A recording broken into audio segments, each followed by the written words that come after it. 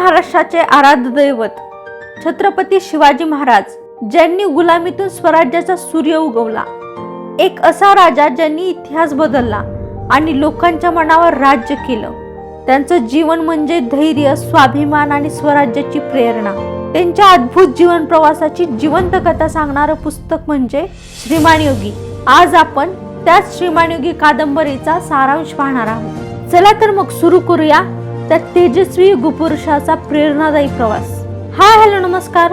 बुकवाणी या माझ्या यूट्यूब चॅनलवर तुम्हा सर्वांचे हार्दिक स्वागत आहे. आज आपण लेखक रणजित देसाई लिखित श्रीमान योगी या कादंबरीचे सारांश रूपी अभिवाचन करणार आहोत. चला तर ऐकूया मग. इतिहासात अनेक राजे होऊन गेले, पण लोकांच्या हृदयावर राज्य करणारे फार थोडे होते. एक असा राजा ज्यांनी गुलामगिरीत अडकलेल्या रयतेला स्वराज्याचे स्वप्न दाखवले, ज्यांनी तलवारीपेक्षा विश्वास जिंकला आणि ज्यांचे जीवन म्हणजे सर्वांसाठी एक आदर्श मानले जाते. ही कादंबरी आपण 7 भागांमध्ये पाहणार आहोत. पहिला भाग, काळाची पार्श्वभूमी. 17व्या शतकात आपल्या देशावर मुघल, आदिलशाही आणि निजामशाही सत्तांचे राज्य होते. सामान्य जनता अन्याय, अत्याचार, कर आणि भीतीमध्ये जगत होती. माणूसच काय तर देवळातील देवही सुरक्षित राहिले नव्हते. या काळात स्वतःचे राज्य, स्वराज्य ही कल्पनाही अशक्य वाटत होती. आणि याच काळात मासाहेब जिजाऊ यांच्या पोटी जन्म झाला एका युगपुरुषाचा. ते म्हणजे छत्रपती शिवाजी शहाजी भोसले, म्हणजेच छत्रपती शिवाजी महाराज. भाग दुसरा, बालपण आणि संस्कार. छत्रपती शिवाजी महाराजांच्या आयुष्यातील सर्वात मोठी शक्ती म्हणजे मासाहेब जिजाऊ. मासाहेब जिजाऊ यांनी रामायण आणि महाभारताच्या कथा ऐकवत ऐकवत त्यांच्या मनात न्याय, धर्म आणि स्वाभिमानाची बीजे रुजवली. जिजाऊंनी शिवरायांच्या मनात स्वराज्याचे विचार रुजवले. शिवरायांना लहानपणीच प्रश्न पडायचा, आपल्या लोकांवर परकीय राज्य का? आपल्या लोकांवर इतके अन्याय का होतात? त्यांच्या मनात आपल्या लोकांबद्दलची सहानुभूती निर्माण झाली. इतकाच या परकीय सत्तांबद्दलचा राग निर्माण झाला आणि या सगळ्या गोष्टींमधूनच त्यांनी स्वराज्याचे स्वप्न पाहायला सुरुवात केले. ते आपल्या मित्रांना एकत्र करत, किल्ले बांधत आणि स्वराज्याचे स्वप्न रंगू लागले. इथे लेखक शिवाजी महाराजांना देव नव्हे तर स्वप्न पाहणारा, विचार करणारा एक मुलगा दाखवतात. यातील तिसरा भाग, स्वराज्याची सुरुवात. आजूबाजूला होत असलेला अन्याय शिवाजी महाराजांना स्वस्थ बसू देत नव्हता. त्यामुळे त्यांनी तरुण वयातच पहिला मोठा निर्णय घेतला, तो म्हणजे स्वराज्य स्थापनेचा. त्यांनी रायरेश्वराच्या मंदिरात जाऊन स्वराज्य स्थापनेची शपथ घेतली आणि त्यानंतर तोरणा किल्ला जिंकून स्वराज्याची मुहूर्तमेढ रोवली. हा विजय फक्त किल्ल्याचा नव्हता, तर तो स्वराज्याचा जन्म होता, आत्मविश्वासाचा जन्म होता. त्यांनी आपल्या मावळ्यांना कधी सैनिक मानले नाही, तर त्यांना स्वतःचे कुटुंब मानले आणि त्यामुळेच विश्वासावर उभे राहिलेले सैन्य तयार झाले. त्यानंतर त्यांनी राजगड किल्ल्याला आपली राजधानी बनवली. या कादंबरीतील चौथा भाग, गनिमी कावा. शिवाजी महाराजांना माहित होते मोठ्या सैन्याशी सरळ युद्ध जिंकणे अशक्य आहे, म्हणून त्यांनी एक नवीन युद्धनीती तयार केली, ती म्हणजे गनिमी कावा.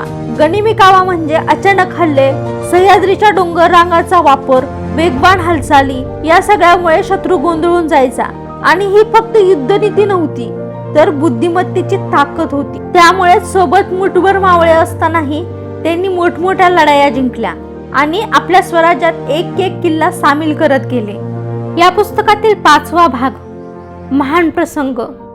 स्वराज्य उभं राहत होतं. प्रत्येक यशासोबत संकटांचं वादळही जवळ येत होतं. शिवाजी महाराजांच्या वाढत्या सामर्थ्यामुळे शत्रू खूप अस्वस्थ झाले होते. प्रत्येक महान प्रवासात काही क्षण असे येतात जे इतिहास कायमचा बदलून टाकतात. शिवाजी महाराजांच्या जीवनातही असे काही प्रसंग आले. तेच आपण या भागामध्ये पाहणार आहोत. कारण हे प्रसंग म्हणजे शिवचरित्राचा तो अध्याय आहे जिथे ध्येय, बुद्धी आणि नियती यांची खरी परीक्षा झाली. चला तर मग त्यातील पहिला प्रसंग पाहूया. पहिला प्रसंग म्हणजे अफजल खानाची भेट. स्वराज्याची होणारी वाढ पाहून आदिलशाही हादरली होती. त्यामुळे शिवाजी महाराजांचा पराभव करण्यासाठी अफजल खान नावाचा एक बलाढ्य सरदार पाठवण्यात आला. अफजल खान फक्त योद्धा नव्हता, त्याला कपट आणि क्रूरतेसाठी ओळखला जात होता. त्याने शिवाजी महाराजांचे मोठे बंधू संभाजी महाराजांचीही हत्या केली होती. पण शिवाजी महाराजांची युद्धनीती ही गनिमी काव्याची होती. शिवाजी महाराजांना माहिती होते की आपण समोरासमोर काही लढू शकणार नाही. त्यांनी जावळीच्या खोऱ्यातील प्रतापगडाचा आसरा घेतला. महाराजांना बाहेर काढण्यासाठी त्याने मंदिरांची तोडफोड केली, जनतेमध्ये भीती पसरवली, कारण त्याला वाटत होते शिवाजी महाराज भावनेतून निर्णय घेतील. पण त्यावेळी महाराजांनी रागाने नाही तर शांत बुद्धीने निर्णय घेतला. त्यांनी प्रतापगडाच्या पायथ्याशी भेट ठरवली. दोघेही निवडक माणसांसह भेटणार असा निर्णय झाला. पण शिवाजी महाराजांनी शत्रूचा पूर्ण अभ्यास केला होता. महाराजांना शत्रूचा स्वभाव ठाऊक होता. भेटीच्या क्षणी अफजल खानाने अचानक विश्वासघात करत हल्ला केला. क्षणभरात परिस्थिती बदलली, पण महाराज सज्ज होते. धैर्य, सतर्कता आणि दूरदृष्टीमुळे त्या संकटातून त्यांनी स्वतःचा बचाव केला आणि अफजल खानाचा वध केला. हा विजय फक्त युद्धाचा नव्हता, तो बुद्धिमत्तेचा विजय होता. यानंतर दुसरा प्रसंग म्हणजे शाहिस्तेखानावरचा हल्ला. अशक्य वाटणारा असा हा पराक्रम. मुघल बादशहाने स्वराज्य मोडून काढण्यासाठी शक्तिशाली सरदार शाहिस्तेखानाला दक्षिणेत पाठवले. मोठे सैन्य आणि प्रचंड ताकद असलेली सत्ता. त्याने पुण्यात लाल महालात त्याचा मुक्काम केला. स्वराज्यावर संकट उभं राहिलं. सरळ युद्ध म्हणजे पराभव निश्चित होता. मग महाराजांनी निवडला गनिमी काव्याचा मार्ग. एका रात्री अंधाराच्या आडून अत्यंत कमी मावळ्यासह महाराज थेट शत्रूच्या महालात शिरले. शत्रूला कल्पनाही नव्हती. क्षणात हल्ला झाला आणि मुघल साम्राज्य हादरलं. हा पराक्रम तलवारीपेक्षा धैर्य आणि नियोजनाची ताकद दाखवणारा होता. त्यांनी शाहिस्तेखानाची बोटे छाटली. जगाला कळलं शिवाजी महाराजांशी युद्ध म्हणजे फक्त शक्ती नव्हे, बुद्धीची लढाई आहे. यातील अजून एक कठीण प्रसंग म्हणजे आग्र्याची कैद. आग्र्याच्या कैदेतील प्रसंगामध्ये मनाची खरी ताकद कळते. शाहिस्तेखानाच्या हल्ल्यानंतर औरंगजेबाने मिर्झा राजे जयसिंग यांना दक्षिणेत पाठवले. मिर्झा राजे जयसिंग यांनी पुरंदरला वेढा घातला. यावेळी मिर्झा राजे जयसिंग हे शिवाजी महाराजांचा पूर्ण अभ्यास करून आले होते. त्यांनी शिवाजी महाराजांची युद्धनीती ओळखली होती. त्यामुळे यावेळी मात्र महाराज हतबल झाले आणि त्यांना तह करावा लागला. पण वरवरून जरी हा तह दिसत असला तरी यामध्ये बुद्धिचातुर्याने महाराजांनी स्वतःचा फायदा करून घेतला. पण या तहात औरंगजेबाने त्यांना आग्र्यात बोलवले. बाहेरून सन्मानाचा आवाहनला गेला, पण प्रत्यक्षात तो एक सापळा होता. दरबारात अपमानकारक वागणूक दिली गेली आणि त्यामुळे महाराजांनी भर दरबारात औरंगजेबाचा अपमान केला आणि त्याची खिल्लत उडवून महाराज दरबारातून निघून गेले. यानंतर महाराजांना नजरकैदेत ठेवण्यात आले. ही परिस्थिती अत्यंत धोकादायक होती. तेव्हा शत्रूच्या राजधानीत सैन्यांपासून दूर आणि प्रत्येक हालचालींवर नजर, पण इथे तलवार उपयोगाची नव्हती. इथे महाराजांनी बुद्धी आणि संयम निवडला. शांतपणे परिस्थितीचा अभ्यास केला. त्यांनी विश्वास निर्माण केला आणि योग्य क्षणाची वाट पाहिली. शेवटी अद्भुत युक्ती वापरून ते आणि संभाजीराजे सुरक्षितपणे आग्र्यातून बाहेर पडले. ही सुटका इतिहासातील सर्वात बुद्धिमान घटनांपैकी एक मानली जाते. या 3 प्रसंगांनी एक गोष्ट स्पष्ट झाली.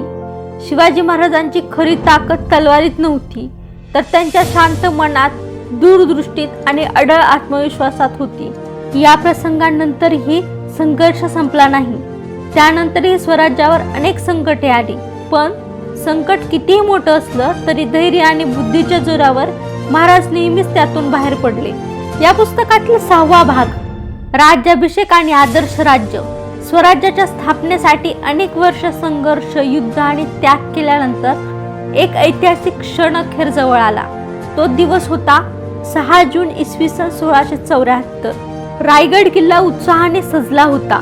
संपूर्ण महाराष्ट्रासाठी तो केवळ एक सोहळा नव्हता, तर स्वाभिमानाचा पुनर्जन्म होता. काशीचे विद्वान गागा भट्ट यांच्या उपस्थितीत वैदिक मंत्रोच्चारामध्ये शिवाजी महाराजांचा भव्य राज्याभिषेक पार पडला. त्या क्षणी शिवाजी महाराज छत्रपती शिवाजी महाराज झाले. शतकानुशतके परकीय सत्तेखाली असलेल्या भूमीला पहिल्यांदाच स्वतःचा हिंदवी स्वराज्याचा राजा मिळाला. स्वराज्याला अधिकृत आणि सार्वभौम ओळख प्राप्त झाली.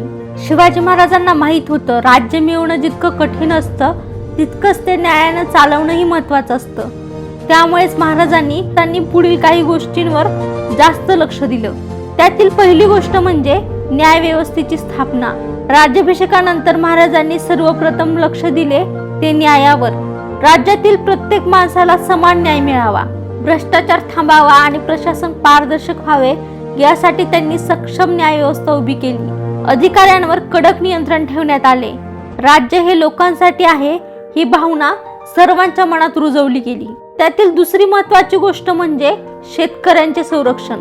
त्या काळात युद्धानंतर सर्वात जास्त नुकसान जर कुणाचे होत असेल तर ते शेतकऱ्यांचे होत होते. महाराजांनी स्पष्ट आदेश दिले, शेतकऱ्यांवर कुठलाही अन्याय होणार नाही याकडे लक्ष द्या. महाराजांनी लूटमार थांबवली गेली, कर व्यवस्था सुव्यवस्थित करण्यात आली आणि दुष्काळाच्या काळात मदत दिली गेली. म्हणूनच जनता त्यांना राजा नव्हे तर संरक्षक मानू लागली. यातील तिसरी महत्त्वाची गोष्ट म्हणजे स्त्रियांचा सन्मान. शिवाजी महाराजांच्या स्वराज्यातील एक मोठा आदर्श म्हणजे स्त्री सन्मान. युद्धात सापडलेल्या स्त्रियांना सन्मानाने घरी पोहोचवण्याचे आदेश होते. स्त्रियांचा अपमान करणाऱ्यांना कठोर शिक्षा दिली जात असे. त्या काळात हा विचार अत्यंत प्रगत आणि अद्वितीय होता. त्याबरोबर चौथी महत्त्वाची गोष्ट महाराजांनी केली ती म्हणजे नौदलाची स्थापना. समुद्र किनाऱ्यांचे संरक्षण करण्यासाठी महाराजांनी भारताचे पहिले सशक्त नौदल उभारले. सिंधुदुर्ग आणि विजयदुर्ग यांसारखे सागरी किल्ले बांधले गेले. यामुळे परकीय आक्रमणांपासून स्वराज्य सुरक्षित झाले आणि व्यापारालाही चालना मिळाली. शिवाजी महाराज फक्त रणांगणातील वीर नव्हते, ते दूरदृष्टी असलेले प्रशासक होते, ज्यांना माहिती होते की राज्य तलवारीने जिंकता येते पण न्याय आणि विश्वासाने टिकवता येते. त्यांनी उभारलेले स्वराज्य हे समता, सुरक्षा आणि स्वाभिमान यावर आधारित होते. स्वराज्याचा पाया भक्कम झाला होता. या पुस्तकातील 7वा भाग, शेवट आणि अमर वारसा. रायगडावरून स्वराज्याचा कारभार सुस्थितीत चालू होता. प्रजा सुरक्षित होती, प्रशासन मजबूत होतं आणि स्वराज्याच्या सीमा दिवसेंदिवस विस्तारत होत्या. पण एका राजाच्या जीवनात जबाबदाऱ्या कधी संपत नाहीत. राज्याचा विस्तार, शत्रूची सततची आव्हान आणि प्रजेच्या भविष्याची चिंता या सर्व जबाबदाऱ्या महाराज अखेरपर्यंत सांभाळत राहिले. पण हळूहळू त्यांच्या प्रकृतीच्या कुरबुरी सुरू झाल्या आणि महाराज अंतुरणाला खेळले. काळ पुढे सरकत होता आणि मग आला तो दुःखद दिवस, 3 एप्रिल इसवी सन 1680. रायगड किल्ल्यावर छत्रपती शिवाजी महाराजांनी अखेरचा श्वास घेतला. कारण हा फक्त एका राजाचा अंत नव्हता, तर जनतेचा आधारस्तंभ हिरावला गेला होता. पण महान व्यक्तिमत्व कधीच संपत नाही. महाराज गेले पण त्यांनी पेटवलेली स्वराज्याची ज्योत कायमची प्रज्वलित राहिली. त्यांनी स्वाभिमान, अन्यायाविरुद्ध उभं राहण्याचं धैर्य आणि स्वतःच्या भूमीसाठी जगण्याची दिलेली प्रेरणा या गोष्टी इतिहासांच्या पानावर कायमच्या कोरल्या गेल्या. राजा तो नसतो जो सिंहासनावर बसतो, राजा तो असतो जो आपल्या लोकांसाठी जगतो, त्यांच्या सुखदुःखात सहभागी होतो आणि त्यांच्या भविष्याला दिशा देतो. छत्रपती शिवाजी महाराज हे फक्त इतिहासातील एक नाव नाही, ते एक विचार आहेत, एक प्रेरणा आहेत आणि जोपर्यंत स्वराज्याचा विचार जिवंत आहे तोपर्यंत छत्रपती शिवाजी महाराज अमर आहेत. श्रीमान योगी कादंबरी आपल्याला शिकवते, स्वप्न मोठे ठेवा, ध्येय स्पष्ट ठेवा आणि मन लोकांसाठी जिवंत ठेवा. कारण इतिहास लिहिणारे लोक जन्मतः महान नसतात, ते आपल्या कृतीतून अमर होतात. याबरोबरच लेखक रणजित देसाई लिखित श्रीमान योगी या कादंबरीचे सारांश रूपी अभिवाचन येथे समाप्त झाले आहे. ही कादंबरी तुम्हाला आवडली असेल तर याची लिंक मी व्हिडिओच्या डिस्क्रिप्शन मध्ये देत आहे, तिथून तुम्ही ते खरेदी करू शकता. आणि हा व्हिडिओ तुम्हाला आवडला असेल तर व्हिडिओला लाईक करा, शेअर करा आणि चॅनलला सबस्क्राईब करा. नवीन व्हिडिओच्या नोटिफिकेशनसाठी बेल आयकॉन दाबायला विसरू नका. धन्यवाद.